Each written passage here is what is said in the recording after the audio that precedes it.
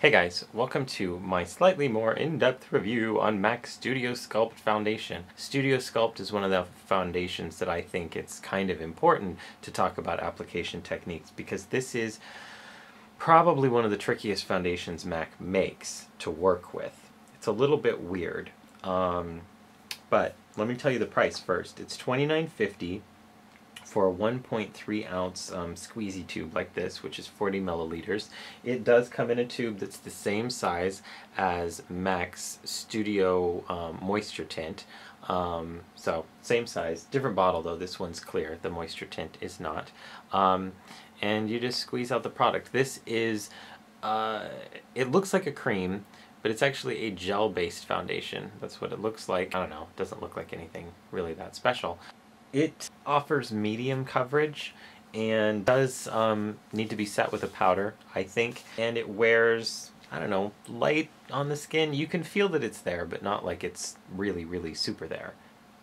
To be honest, I actually didn't really care for this foundation when I first started using it. I couldn't figure out how to get it to work right. I tried this with a brush. Oh my god, no, it was awful.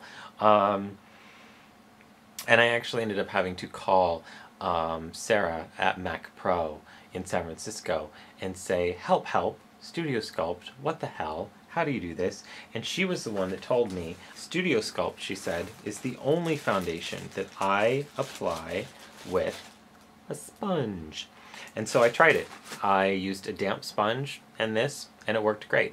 It gave a great finish to the skin. It looked really nice, really natural, sort of light coverage, but it looked great. Set it with powder, it lasted fine. It was just like any other foundation. But because it's just like any other foundation, I found that it was kind of weird that it required that many hoops to jump through to apply it. There are people that love this foundation. I also know people that hate this foundation. If you look up reviews on this foundation, you'll find a number of videos where people say that this made them break out. This is supposed to be very moisturizing, very moisture rich, very good for your skin. I didn't really find that was the case at all. It wasn't drying, but it just didn't feel like super hydrating to me. People who liked Moisture Blend, I know, tend to like this. I was a person who liked Moisture Blend, and I don't really like this.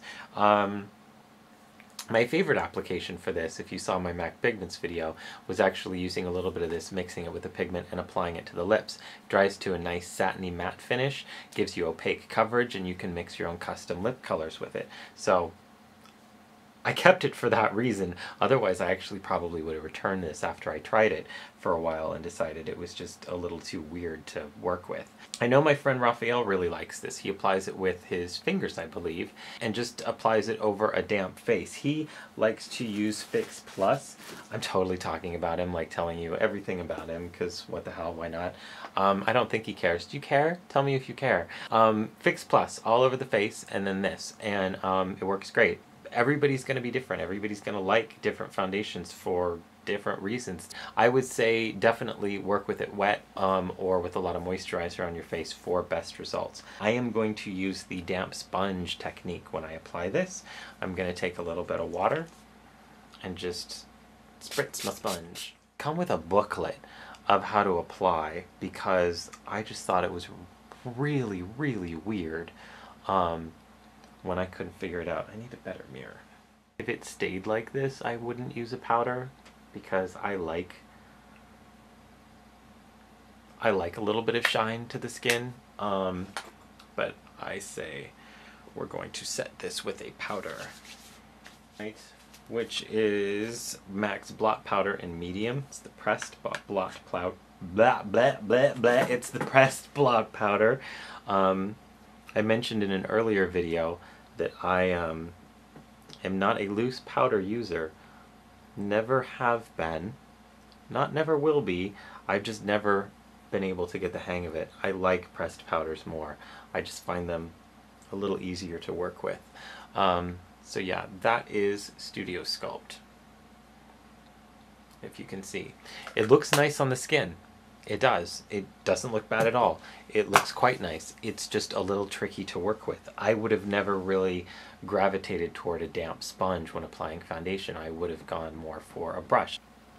Yeah, as you can see, it does look nice though. So yes, Studio Sculpt. This is in NC15, and it looks nice. I will talk to you soon. Take care. Drive safe.